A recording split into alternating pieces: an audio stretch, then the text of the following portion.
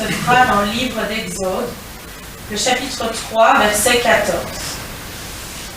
Dieu dit à Moïse, « Je suis celui qui suis. » Et il ajouta, « Voici ce que tu diras aux Israélites. Je suis m'a envoyé vers vous. » Et la deuxième lecture sera dans le livre de Matthieu, au chapitre 14, les versets 22 à 33. Aussitôt après, Jésus obligea les disciples à monter dans la barque et à le précéder sur l'autre rive pendant qu'il renverrait la foule. Quand il l'eut renvoyé, il monta sur la montagne pour prier à l'écart. Et le soir venu, il était là, seul. La barque se trouvait déjà au milieu du lac, battue par les vagues, car le vent était contraire. À la fin de la nuit, Jésus alla vers eux en marchant sur le lac. Quand les disciples le virent marcher sur le lac, ils furent affolés et dirent « C'est un fantôme !» Et dans la frayeur, ils poussèrent des cris. Jésus leur dit aussitôt « Rassurez-vous, c'est moi, n'ayez pas peur. » Pierre lui répondit « Seigneur, si c'est toi, ordonne-moi d'aller vers toi sur l'eau. » Et Jésus lui dit « Viens. » Pierre sortit de la barque et marcha sur l'eau pour aller vers Jésus. Mais voyant que le vent était fort, il eut peur, et comme il commença à s'enfoncer, il s'écria « Seigneur, sauve-moi !» Aussitôt, Jésus tendit la main, l'empoigna et lui dit « Homme de peu de foi, pourquoi as-tu douté ?» Ils montèrent dans la barque et le vent tomba. Ceux qui étaient dans la barque vinrent se prosterner devant Jésus en disant « Tu es vraiment le Fils de Dieu. »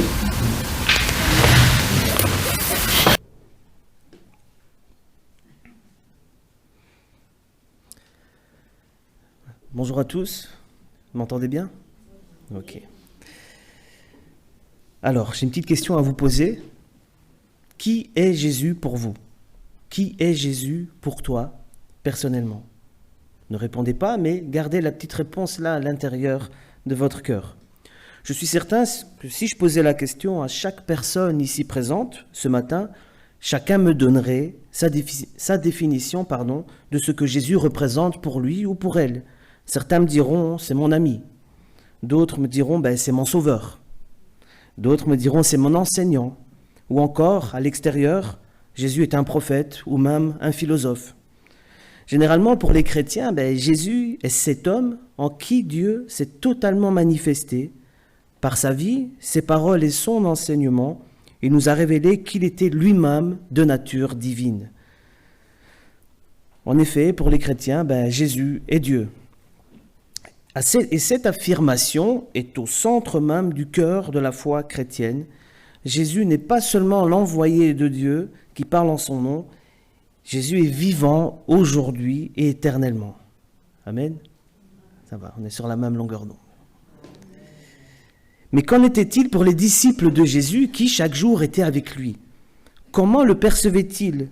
Si l'on posait la question à Pierre ce matin, quelle serait sa réponse à votre avis?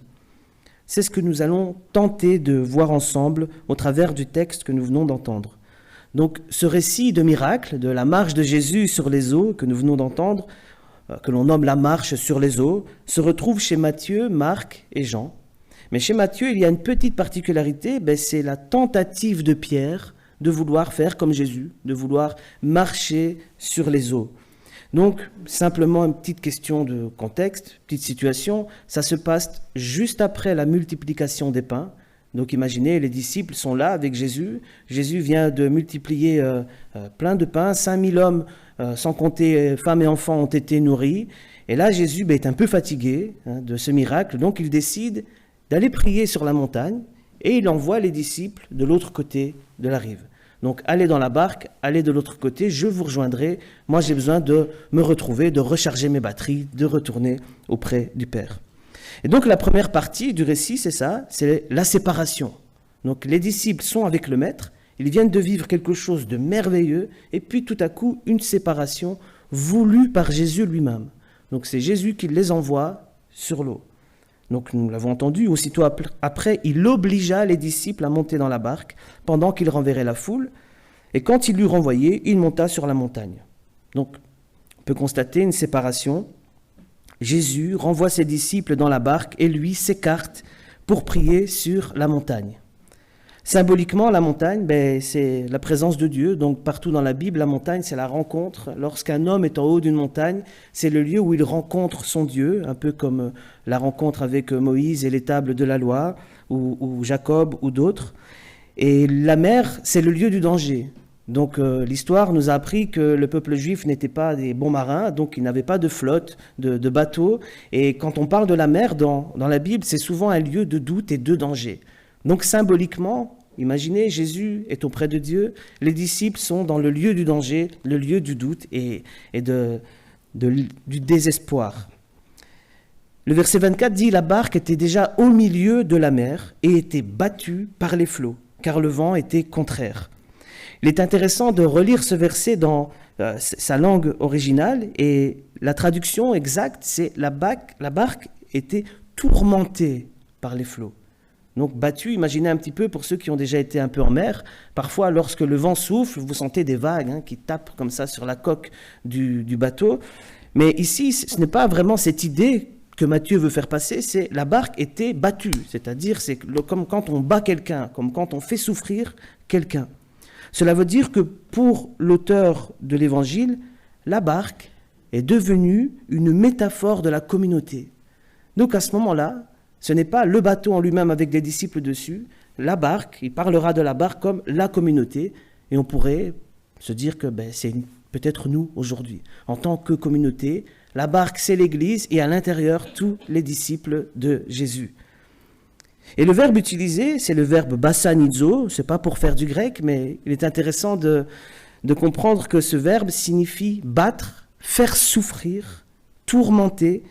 On le retrouve dans l'évangile de Marc, chapitre 5, verset 7, lorsque le démon Légion, vous voyez, était face à Jésus. Il lui dit « S'il te plaît, ne me tourmente pas ». Et là, Jésus l'envoie dans les ports et il se jette de la falaise. Donc, c'est cette idée d'être tourmenté par quelque chose.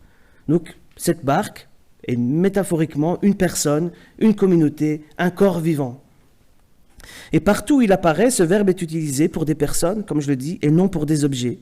Encore une fois, cela signifie que cette lecture n'est pas, plusieurs sens sont proposés, mais une des lectures, c'est cette lecture métaphorique et spirituelle, afin que le lecteur comprenne de quoi il s'agit. Donc le centre, c'est important pour la suite, ne consiste pas directement à mettre l'emphase sur le pourquoi Jésus a marché sur les eaux, mais plutôt sur la condition des disciples lorsque le maître est absent. Donc je répète, l'emphase n'est pas vraiment le miracle, super, Jésus s'est marché sur les eaux, c'est pas vraiment ça, c'est comment se comportent les disciples lorsque le maître est absent. Une tempête arrive, le maître n'est pas avec eux, ils sont pris de panique. Verset 25, à la 4e veille de la nuit, Jésus alla vers eux, marchant sur la mer. Donc on peut voir que Jésus marche sur les eaux. Jésus est de nature divine. Le seul qui peut marcher sur les eaux, contrôler les éléments dans l'Ancien Testament, c'est Dieu. Me direz-vous, oui, mais il y a aussi certains prophètes qui ont pu marcher sur l'eau. Ils ont marché sur leur manteau. Donc on voit un des prophètes, Élie, a jeté son manteau sur l'eau et a marché sur l'eau, parce qu'encore une fois, le manteau représente l'onction du prophète. Donc c'est le mandat de Dieu pour son action prophétique. Mais le prophète lui-même ne peut pas marcher sur l'eau. Donc en disant que Jésus marche sur l'eau, c'est Jésus est Dieu, simplement. Et personne d'autre ne peut faire comme Jésus. Donc encore une fois, la question n'est pas de comprendre comment matériellement nous pouvons marcher sur les eaux. Je ne sais pas si quelqu'un d'entre vous a déjà essayé. Moi petit, j'ai déjà essayé à la piscine, mais ça ne marche pas. Comment faire à repasser ? Mais plutôt, qu'est-ce que ce récit veut nous dire sur l'identité de Jésus lui-même ? Vous voyez, donc il y a plusieurs objectifs. En disant que Jésus marche sur l'eau, c'est que Jésus est Dieu. Et en disant que la barque est en danger, c'est la condition des disciples sans que le maître soit présent. Au verset 26, il est écrit « Quand les disciples le virent marcher sur la mer, ils furent troublés et dirent « C'est un fantôme !» Et dans la frayeur, ils poussèrent des cris. Je vous avoue que j'aurais fait la même chose. Je suis au milieu d'une tempête, je vois quelqu'un marcher sur l'eau, waouh, je crois que j'aurais fait peut-être pire même. Mais la question que nous pouvons se poser, arrivé à ce moment du texte, c'est qu'est-ce qui pouvait à ce moment-là apaiser la tempête ? En tout cas, ce n'est pas la venue de Jésus marchant sur les eaux. Hein. Ce n'est pas ça qui a apaisé les disciples.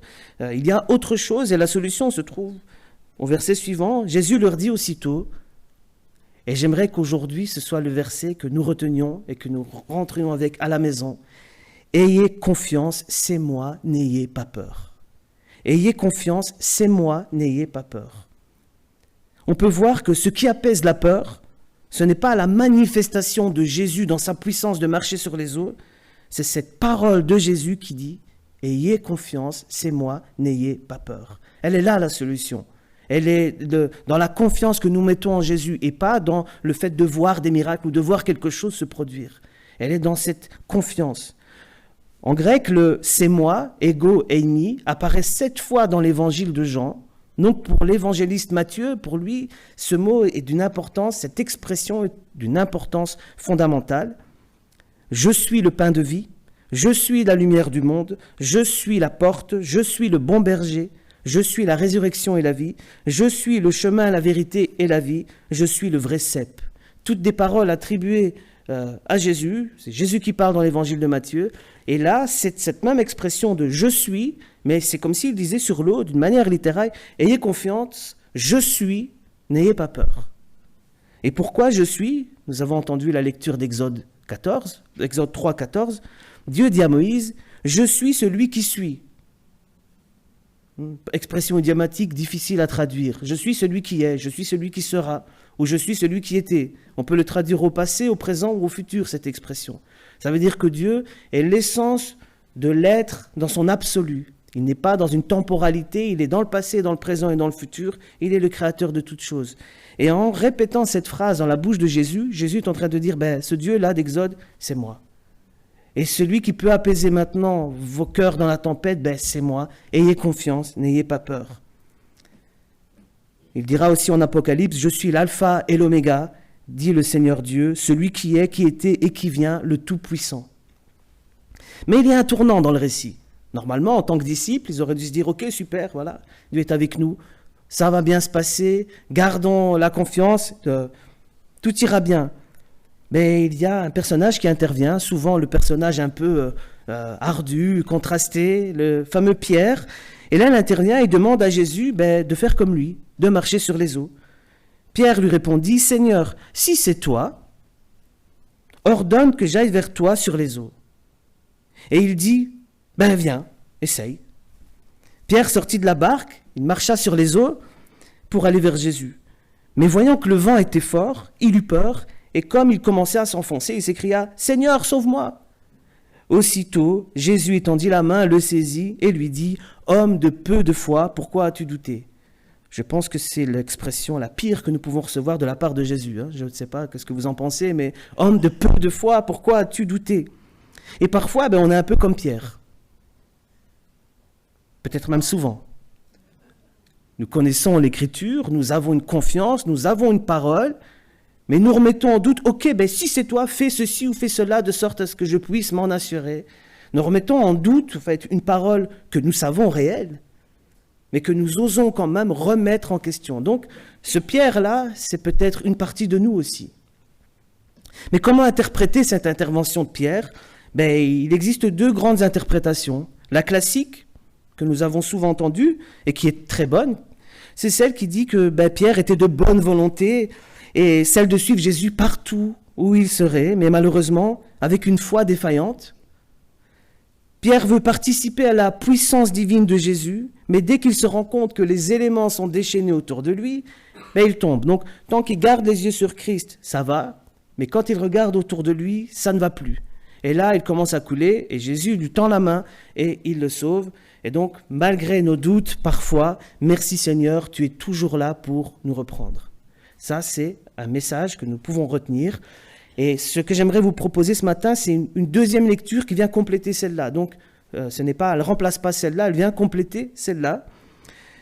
C'est dans l'expression « Pourquoi as-tu douté ?» Je me suis posé la question, pourquoi Jésus lui dit « Pourquoi as-tu douté ?»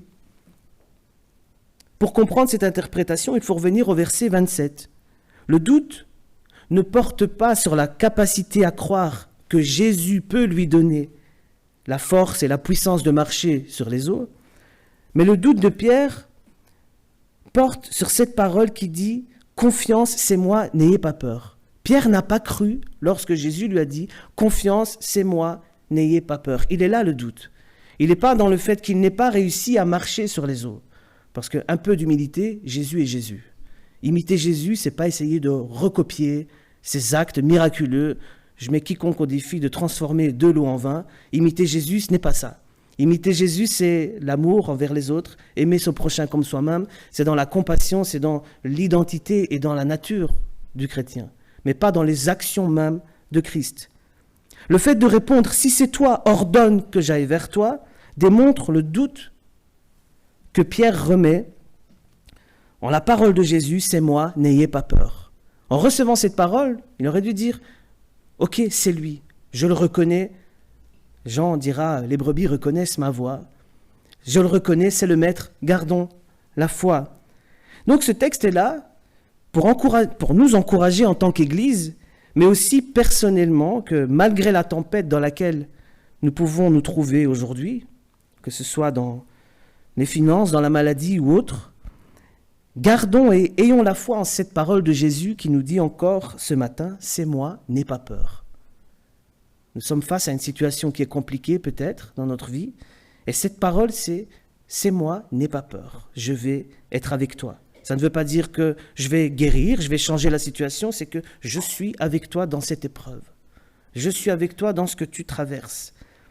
Et si tu doutes, doute de ton doute. Ça arrive le doute. Mais si tu doutes, doute de ton doute. Dis-toi, est-ce que c'est bon de douter?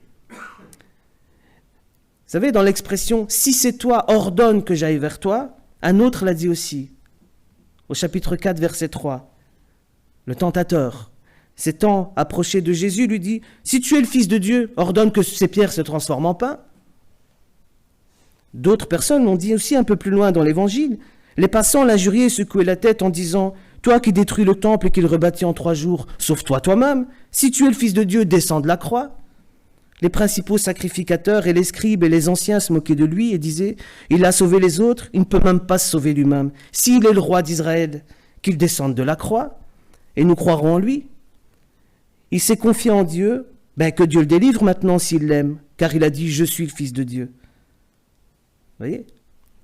Pierre a eu la même attitude que le diable dans le désert, que les sacrificateurs, que les Romains qui ont crucifié Jésus, en remettant en doute sa propre identité, sa propre parole. Au travers de la même expression, « Si c'est toi, ordonne que j'aille vers toi », il est là le doute. Le doute ne se trouve pas dans la capacité de marcher sur les eaux, mais dans le refus de croire que Jésus est celui qui peut marcher sur les eaux et qui apaise la tempête. Plus tard, et c'est ce qui est fascinant, c'est à la fin de l'Évangile, les 11 disciples, Matthieu 28, donc le grand mandat, Matthieu 28, versets 16 à 20, les 11 disciples allèrent en Galilée sur la montagne que Jésus leur avait désignée, et quand ils le virent, ils se prosternèrent devant lui, mais quelques-uns eurent des doutes. Ce passage m'a toujours fasciné, ce petit bout de verset. Quelques-uns eurent des doutes. On parle des 11, Judas n'est plus là dans l'histoire.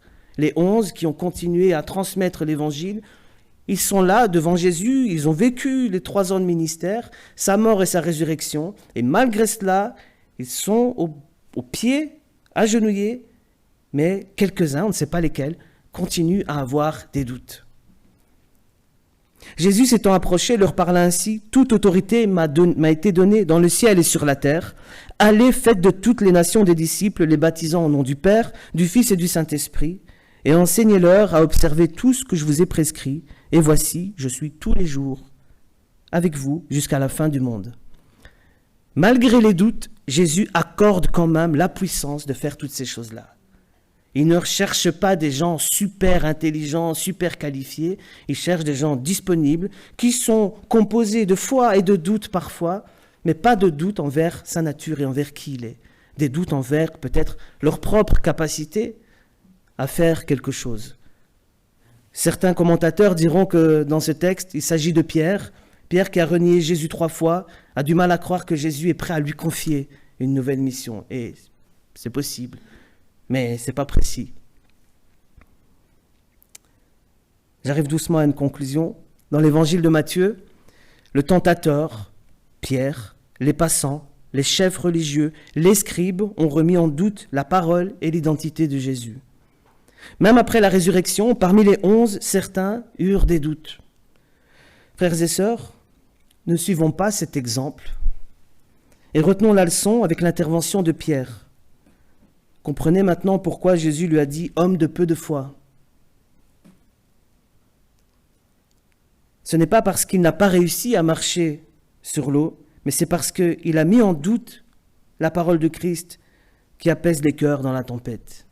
Et je le dirai autrement, ce n'est pas parce qu'il n'a pas réussi à marcher sur les eaux qu'il n'a pas de foi, c'est parce qu'il a voulu marcher sur les eaux. Le manque de foi, ce n'est pas de ne... C'est compliqué cette phrase, même moi j'ai du mal à me comprendre, écoutez bien. Le manque de foi, ce n'est pas de ne pas avoir assez de foi pour marcher sur les eaux, mais plutôt de vouloir marcher sur les eaux. Il est là le manque de foi. La vraie foi n'est pas d'avoir le pouvoir de Jésus, mais c'est de faire confiance en cette parole qui apaise nos cœurs, nos peurs au cœur même de la tempête. Alors, si nous vivons une tempête actuellement, nous pouvons nous dire que depuis la résurrection de Jésus-Christ, le monde a changé, les cultures ont changé, les gens ont changé, mais Jésus n'a pas changé. L'Évangile n'a pas changé. Le Saint-Esprit n'a pas changé. Il est toujours là pour nous, fidèle à chaque heure de la journée, à nous relever, à nous pardonner, à nous transformer et à nous apprendre à faire confiance à sa parole qui apaise nos cœurs. Et je vous laisse avec le « Ayez confiance, il est là, n'ayez pas peur ». Amen.